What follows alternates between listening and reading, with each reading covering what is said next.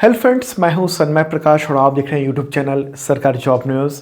कई important topic है, सब पर चर्चा करेंगे। जैसे भारत के नए चुनाव आयुक्त कौन बन गए हैं, 8,658 साल की कैद किस देश में चर्चित धर्मगुरु को मिली है, डेटा के दुरुपयोग के लिए केंद्र सरकार ने किस बिल को उसका ड्राफ्ट जारी किया है और उसमें क्या प्रावधान है, 500 करोड़ रुपए तक के जुर्माने का प्रस्ताव है। टीवी चैनलों पर 30 मिनट तक एक खास तरह का कार्यक्रम प्रसारित करने का आदेश दिया है केंद्र सरकार ने, गाइडलाइन जारी किया है। नेटवर्क रेडीनेस इंडेक्स, उस पर बात करेंगे। नॉर्थ ईस्ट ओलंपिक गेम्स हुए हैं अभी, तो किस राज्य को कितने मेडल मिले, इन सब पर बात होगी। और भी कई मुद्दे हैं, सब पर चर्चा करेंगे। तो शुरू करते हैं दोस्तों। उससे पहले फिर से बता दूं आपको कि अब तक का total marathon current affairs available हो चुका है आप सबके एग्जामिनेशन के लिए। देखना जरूर, इस वीडियो के डिस्क्रिप्शन में मैंने लिंक दे दिया है। तो पहला क्वेश्चन लेते हैं। राष्ट्रपति ने भारत का नया चुनाव आयुक्त किसे नियुक्त किया है? आंसर होगा अरुण गोयल। ठीक है, न्यूज़ आप देख रहे हैं। Arun Goyal appointed as election commissioner. 19 नवंबर को उनको राष्ट्रपति ने अपॉइंटमेंट लेटर जारी कर दिया। अरुण गोयल, फोटोग्राफ ये रहा इनका। इनके बारे में बताऊं, पंजाब कैडर के 1985 बैच के रिटायर्ड IAS ऑफिसर हैं और मिनिस्ट्री ऑफ हेवी इंडस्ट्रीज़ के सेक्रेटरी रह चुके हैं। तो अब देख लेते हैं भारत निर्वाचन आयोग यानी इलेक्शन कमीशन ऑफ इंडिया, उसका कितने लोग होते हैं। तो एक होते हैं चीफ इलेक्शन कमिश्नर, वो हैं राजीव कुमार, और 2 इलेक्शन कमिश्नर होते हैं। तो अनूप चंद पांडे हैं पहले से, और अब नए आ गए हैं अरुण गोयल। ठीक है, क्या काम है इनका? तो इनका काम है देश में लोकसभा, राज्यसभा, राज्य विधानसभा, राष्ट्रपति और उपराष्ट्रपति का चुनाव का संचालन करना। 3 सदस्यीय ये चुनाव आयोग होता है। तो एक पद जो है वो खाली था मई 2022 से, और अभी नवंबर में नियुक्ति कर दी गई है। तो चुनाव आयुक्त के रूप में कब तक का कार्यकाल होता है? तो 6 ईयर या 65 ईयर की आयु तक। तो इनमें से जो भी पहले हो तब तक होता है। ओके, और नियुक्ति कौन करता है और कौन हटा सकता है? तो चुनाव आयोग में चुनाव आयुक्त और मुख्य चुनाव आयुक्त, इनकी नियुक्ति राष्ट्रपति करते हैं, और इनका जो वेतन है और सम्मान वो भारत के सर्वोच्च न्यायालय ने सुप्रीम कोर्ट के जज के बराबर होता है।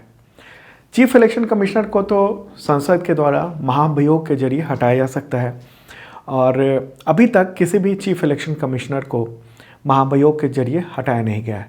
और अब सवाल होगा कि चुनाव आयुक्तों को यानी इलेक्शन कमिश्नर ये तो 2 होते हैं, तो इस 2 पद पर जो भी व्यक्ति होंगे उनको हटाने के लिए महाभियोग की जरूरत नहीं पड़ती है। चीफ इलेक्शन कमिश्नर अगर रिकमेंड करते हैं राष्ट्रपति को तो राष्ट्रपति हटा सकते हैं, लेकिन आखिरी फैसला वो राष्ट्रपति पर ही निर्भर करता है।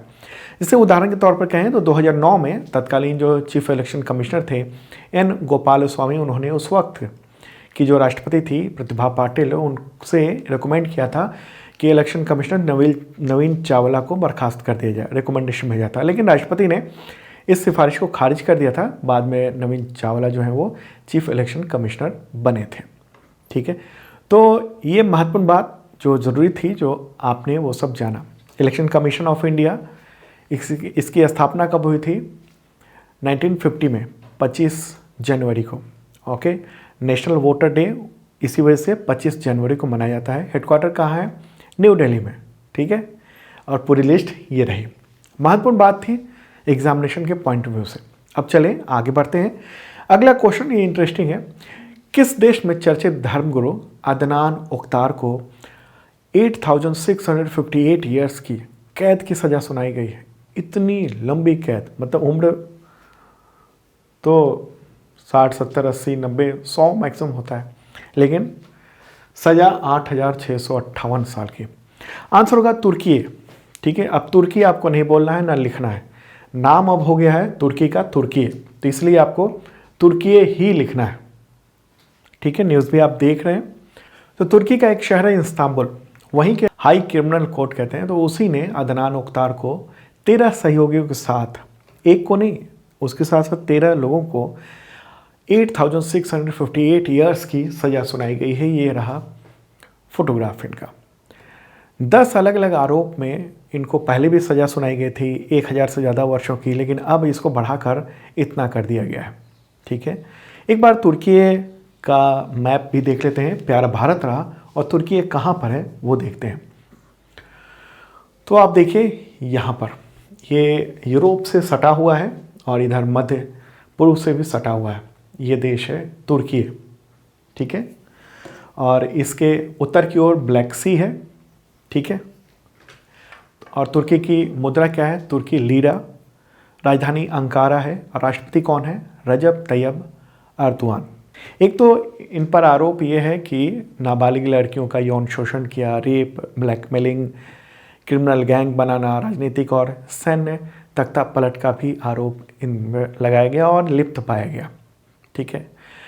वहाँ तुर्की के राष्ट्रपति हैं अर्दोआन, तो उनके जो कट्टर विरोधी हैं, एक धार्मिक गुरु हैं फतुल्ला गुलेन, वो अमेरिका में रहते हैं, देश निकाला दिया चुका है उनको।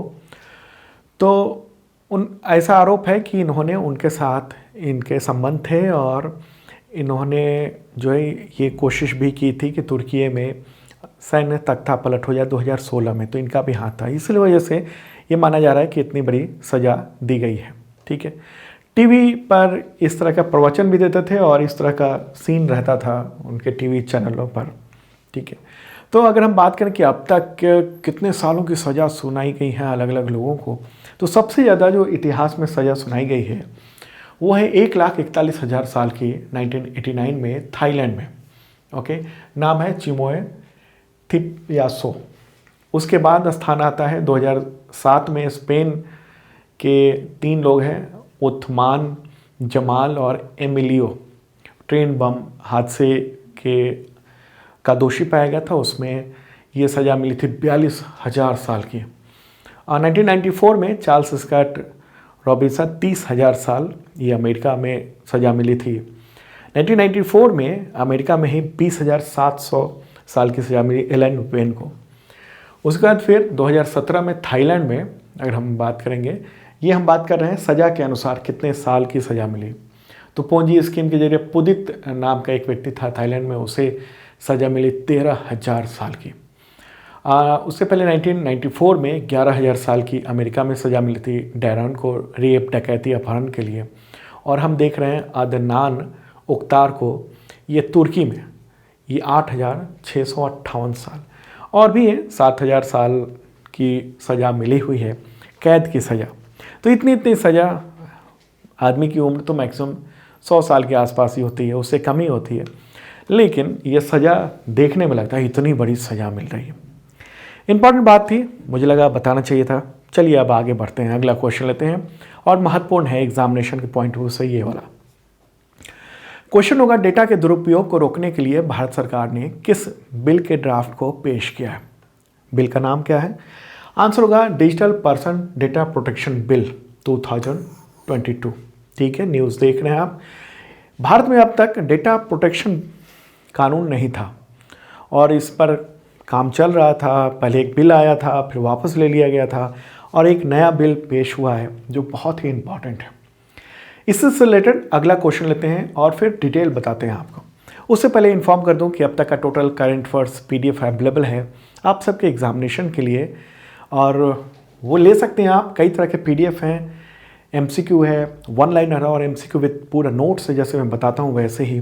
और ये ले सकते हैं आप 1 ईयर के मेंबरशिप के जरिए, मात्र 150 रुपये में मेंबरशिप मिल रहा है और इसके जरिए PDF मिलता है, साथ में मॉक टेस्ट में हिस्सा ले सकते हैं, वीकली और मंथली करंट अफेयर्स के मॉक टेस्ट में। इसके अलावा टेस्ट सीरीज होता है तमाम एग्जामिनेशंस के, हर सब्जेक्ट के, तो वो आप पार्टिसिपेट कर सकते हैं 1 साल तक और बुक्स पे छूट मिलती हैं।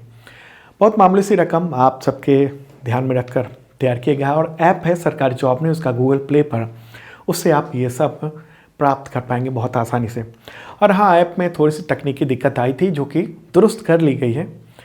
ओके, कुछ अटैक हुए थे उस पर हैकिंग के, तो वो सब अब सुधार लिया गया है और शानदार स्पीड भी हो गई है ऐप की, तो आप देख सकते हैं, ठीक है। और जिन लोगों ने मेंबरशिप लिया हुआ है तुरंत डाउनलोड कर लें।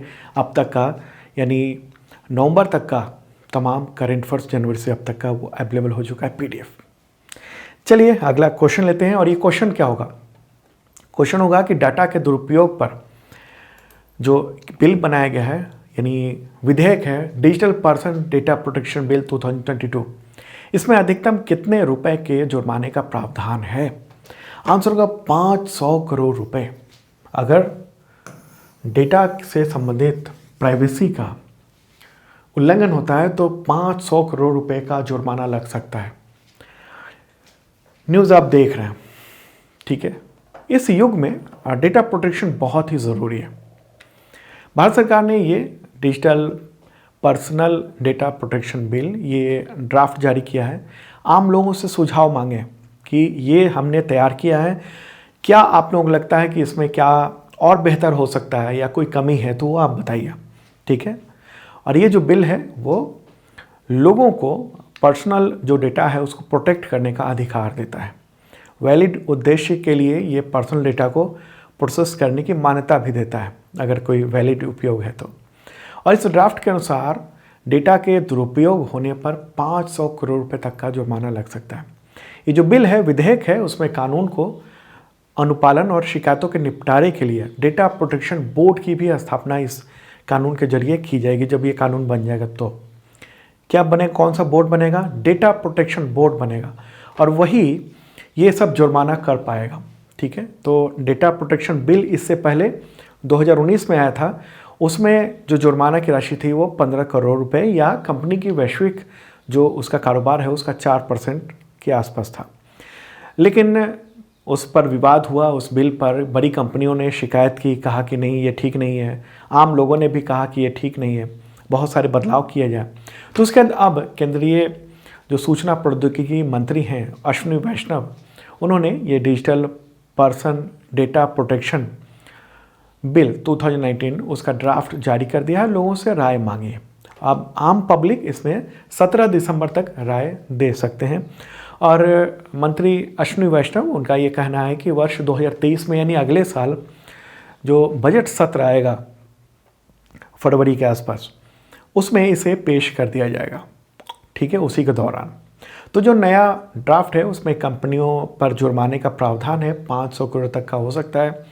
और इसमें ये कहा गया है, प्रावधान है कि कंपनी से अगर डेटा चोरी हो जाता है तो कंपनी को 250 करोड़ रुपए का जुर्माना देना पड़ सकता है। तो ऐसे मामले में क्या होगा, कंपनियों को उस डेटा को सुरक्षित रखना पड़ेगा, ठीक है। और ये जो जानकारी है, डेटा चोरी की जानकारी, ये डेटा प्रोटेक्शन बोर्ड को न देने पर 200 करोड़ रुपए के जुर्माने का ये प्रावधान एक अलग ही रखा गया, अलग से। मतलब अगर डेटा चोरी हो रहा है, डेटा चोरी हो गया, कंपनी को ये पता चल गया कि उसके डेटा में सेंध लग गई, क्योंकि ऑनलाइन स्थिति है तो ऑनलाइन जो वातावरण है उसमें डेटा चोरी हो सकता है, तो इसलिए सिक्योरिटी बेहद सख्त रखनी है। और ऐसा अगर चोरी हो गया तो इन्फॉर्मेशन तुरंत देना है डेटा प्रोटेक्शन बोर्ड को, तभी बच सकते हैं, वरना फिर जुर्माना तो 200 करोड़ का लगे और अदर पर्सन का जिसका चोरी हुआ है उसके लिए भी 250 करोड़ रुपए का जुर्माना लग सकता है, ठीक है। जिम्मेदारी भी तय कर दी गई है ड्राफ्ट के अनुसार। डॉक्यूमेंट, पहचान पता, प्रमाण पत्र, ये सब के आवेदन करते समय अगर गलत जानकारी दी जाएगी तो आम आदमी पर भी 10,000 रुपये तक का जुर्माना लगाने का प्रावधान रखा गया है, ठीक है।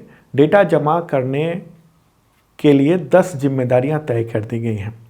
मतलब कोई अगर डेटा दे रहा है तो उसे भी अपनी जिम्मेदारी को निर्वहन करना है, ठीक है। और कंपनियों को ये खास बात है कि बायोमेट्रिक डेटा लेने से पहले सहमति लेनी होगी। अगर उद्देश्य है, बिजनेस का उद्देश्य है तो ले सकते हैं, आवश्यक नहीं है तो ज़बरदस्ती डेटा नहीं रखना होगा अपने पास में। ज़रूरत है तभी आप वो सब डेटा रख सकते हैं, ठीक है। और जो बच्चे हैं, बच्चों का अगर डेटा लेना है तो उसके लिए पेरेंट्स से परमिशन लेनी होगी, ठीक है। तो बहुत ही महत्वपूर्ण है। और भारत सरकार ने इस विधेयक को बनाने के लिए सिंगापुर, ऑस्ट्रेलिया, यूरोपीय संघ, अमेरिका, इन सब का जो व्यक्तिगत डेटा संरक्षण कानून है उसकी भी समीक्षा की थी और कैसे डेटा प्रोटेक्ट किया जाए, अनऑथराइज यूज़ ना हो, तो इसका पूरी सुनिश्चित करने का काम किया है, ठीक है। एक महत्वपूर्ण बात सरकार की ओर से ये की गई है ताकि लोगों का डेटा बचा रहे और उसका दुरुपयोग ना हो सके, उससे कोई फ्रॉड ना हो सके, ठीक है। अभी तो बहुत मामले में आप देखते होंगे कि आपने कहीं फॉर्म भरा, कहीं अप्लाई किया और फिर फ़ोन आ गया कहीं और से, क्रेडिट कार्ड ले लीजिए, लोन ले लीजिए, फलाना कर लीजिए, ये कर लीजिए, तो क्या इसका मतलब कहीं ना कहीं आपका फ़ोन नंबर कहीं लीक किया जा रहा है। तो ऐसे में वो सब लीक ना हो तो उसका ध्यान रखा जाए, इस वजह से ये सब किया जा रहा है, ठीक है, ताकि फ्रॉड ऑनलाइन ना हो पाए। तो एक इम्पॉर्टेंट ये सब चीज़ें हैं जो आपके एग्जामिनेशन के लिए बहुत ज़रूरी है, खासतौर पे यूपीएससी, बीपीएससी, स्टेट पीसीएस वगैरह के एग्जामिनेशन, और एसएससी, रेलवे, इन सब के लिए भी इम्पॉर्टेंट हो जाता है। चलिए आगे बढ़ते हैं। अगला क्वेश्चन, केंद्र सरकार ने टीवी चैनलों के लिए नई गाइडलाइन जारी की है, तो इसके तहत हर दिन 30 मिनट यानी आधे घंटे किस तरह के प्रोग्राम या कंटेंट प्रसारित करना अनिवार्य कर दिया गया है तमाम टीवी चैनलों के लिए। आंसर होगा राष्ट्रीय और सार्वजनिक हित के कार्यक्रम। राष्ट्रीय और सार्वजनिक हित के कार्यक्रम। केंद्रीय मंत्रिमंडल ने 9 नवंबर को ये guideline for uplinking and downlinking of satellite television channels in India 2022 ये गाइडलाइन जारी की है, ठीक है। तो नेशनल इंटरेस्ट के कंटेंट को 30 मिनट तक डेली दिखाना होगा, उस तरह के कार्यक्रम को बनाकर करना होगा, और राष्ट्रीय और सार्वजनिक हित के कंटेंट वहाँ पर प्रसारित करने बेहद ज़रूरी कर दिए गए हैं। ऐसा न करने पर कार्रवाई हो सकती है। तो अब सवाल होगा कि ये जो कंटेंट है राष्ट्रीय हित के, वो किस किस तरह के होंगे। तो 8 थीम बताई गई है कौन कौन से। शिक्षा और साक्षरता का प्रसार, एग्रीकल्चर और ग्रामीण परिवेश विकास उसके बारे में, स्वास्थ्य और परिवार कल्याण, विज्ञान और प्रौद्योगिकी, महिलाओं का कल्याण, समाज के कमज़ोर वर्गों का कल्याण, पर्यावरण और संस्कृति विरासत की सुरक्षा, और राष्ट्रीय एकीकरण। तो इनमें से किसी भी मुद्दे पर आधे घंटे कार्यक्रम टीवी चैनलों को दिखाना बहुत ज़रूरी कर दिया गया है। तो जो टीवी चैनल, ऐसे चैनल जो जिनका अपलिंकिंग और डाउनलिंकिंग की अनुमति मिली हुई है, जो आपके घर में आप चैनल देखते हैं, उन सब के लिए ये किया गया है, ठीक है।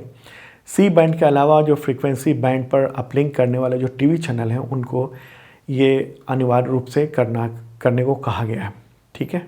इम्पॉर्टेंट बात ये रही। चलिए आगे बढ़ते हैं। अगला क्वेश्चन लेते हैं। इंडियन ओलंपिक्स एसोसिएशन IOA, उसके एथलीट कमीशन का चेयरपर्सन किसे नियुक्त किया गया है। आंसर होगा मैरी कॉम, ठीक है। मैरी कॉम को नियुक्त किया गया है। न्यूज़ आप देख रहे हैं अभी नवंबर में। और इसके अलावा table tennis player Sharath Kamal को इंडियन ओलंपिक एसोसिएशन के एथलीट कमीशन का वाइस चेयरपर्सन नियुक्त कर दिया गया है, ठीक है। चेयरपर्सन मैरी कॉम को और वाइस चेयरपर्सन शरथ कमल को नियुक्त किया गया है। मैरी कॉम, उनके बारे में आप जानते हैं, भारतीय मुक्केबाज हैं और 6 बार वर्ल्ड मैच्योर बॉक्सिंग चैंपियनशिप जीतने वाली वो महिला मुक्केबाज है।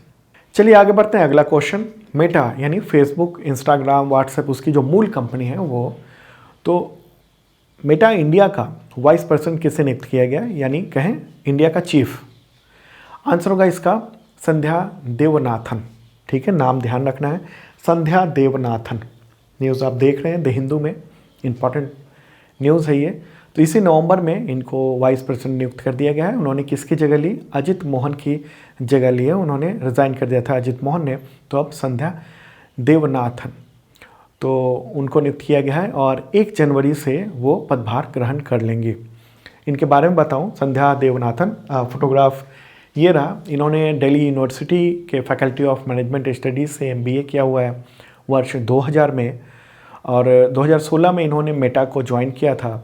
2020 में मेटा की गेमिंग वर्टिकल संभालने के लिए इंडोनेशिया गई थी, और अब इनको इंडिया का वाइस प्रेसिडेंट यानी इंडिया का हेड बना दिया गया है, ठीक है, मेटा का। मेटा की बात करें, चेयरपर्सन और CEO कौन है, मार्क जुकरबर्ग, कैलिफोर्निया में इसका मुख्यालय है, USA में। अगला क्वेश्चन, नेटवर्क रेडीनेस इंडेक्स यानी NRI 2022, उसमें भारत की रैंकिंग क्या रही। आंसर होगा 61, इंडिया की रैंकिंग रही है 61। तो PIB की ओर से यानी मिनिस्ट्री ऑफ कम्युनिकेशन की ओर से ये जारी भी हुआ है कि हमारी रैंकिंग 61 आई है, ओके। 131 देशों की लिस्ट है, उसमें 61 रैंकिंग है। बेहतर किया है भारत ने, पिछले साल 2021 की रिपोर्ट में 67 रैंक थी इंडिया की, अब 61 रैंक हो गई है। ये क्या है? Readiness index, network readiness index. ये दुनिया भर की जो अर्थव्यवस्था है उसमें इंफॉर्मेशन और कम्युनिकेशन टेक्नोलॉजी, इसके प्रयोग और प्रभाव का कैसा चल रहा है उस पर ये बताता है। ठीक है, इसका आकलन कई तरीके से किया जाता है, टेक्नोलॉजी, पीपल, गवर्नेंस, इम्पैक्ट, इन सब का कैसे नेटवर्किंग, इन सब की चीज़ों को ध्यान दिया जा रहा है, इंफॉर्मेशन कम्युनिकेशन टेक्नोलॉजी का यूज़ उन सब चीज़ों में कैसे किया जा रहा है। तो अगर हम देखें कि टॉप 5 कौन कौन से देश है, तो नंबर 1 है USA, सेकंड पे है सिंगापुर, थर्ड पे स्वीडन है, फोर्थ पे है नीदरलैंड्स और फिफ्थ पे है स्विट्ज़रलैंड। ओके, और इंडिया का स्थान है 61। ठीक है, इंडिया 61 है और पिछले साल से बेहतर स्थिति की है इंडिया ने। अगला क्वेश्चन, नॉर्थ ईस्ट ओलंपिक खेलों के दूसरे संस्करण में किस राज्य को पदक तालिका में शीर्ष स्थान मिला है? टॉप पोजीशन किसको मिला, सबसे ज़्यादा मेडल? आंसर होगा मणिपुर। ठीक है, मणिपुर को ये सबसे ज़्यादा मेडल मिले हैं। और ये कहाँ पर आयोजित किया गया था? मेघालय में आयोजित किया गया था 10 से 16 नवंबर तक। नॉर्थ ईस्ट ओलंपिक खेल को मेघालय में आयोजित किया गया था और उसी में ये जो सबसे ज़्यादा मेडल मिला है वो मणिपुर को मिला है। तो ये लिस्ट पूरी रही, आप देख रहे हैं मणिपुर को 88 गोल्ड मिले हैं, 75 सिल्वर और 77 ब्रॉन्ज मेडल मिले हैं, यानी 240 मेडल मणिपुर में सबसे ज़्यादा जीते हैं और बाकी की लिस्ट ये रही। तो महत्वपूर्ण बात ये है, नॉर्थ ईस्ट जो ओलंपिक गेम्स है, ये इसका जो आयोजन है वो राज्य ओलंपिक संघ और मेघालय सरकार, उन सब ने, दोनों ने मिलकर ये किया है। लगभग 3000 पार्टिसिपेंट्स ने इसमें हिस्सा लिया। और इसमें किन किन राज्यों ने हिस्सा लिया? तो अरुणाचल प्रदेश, असम, मणिपुर, मेघालय, मिजोरम, नागालैंड, सिक्किम, त्रिपुरा ने। ठीक है, चलिए आगे बढ़ते हैं, अगला क्वेश्चन लेते हैं। फीफा के अध्यक्ष का नाम बताएं जिन्हें तीसरे कार्यकाल के लिए, तीसरे टर्म के लिए नवंबर 2022 में नियुक्त किया गया है। आंसर होगा जियानी इन्फेंटिनो। क्या है? Gianni Infantino. ठीक है, फीफा के अध्यक्ष हैं, तो उनको अब 2026 के लिए तक के लिए बना दिया गया है, तो अब 26 तक वो रहेंगे। ओके, तो ये नवंबर में ही फिर से चुनाव हुआ और दूसरे कोई उम्मीदवार नहीं थे, किसी ने चुनौती पेश नहीं की, तो इनको फिर से तीसरे कार्यकाल के लिए नियुक्त कर दिया गया है। न्यूज़ आप देख रहे हैं और फोटोग्राफ ये रहा। ठीक है, महत्वपूर्ण बात ये है।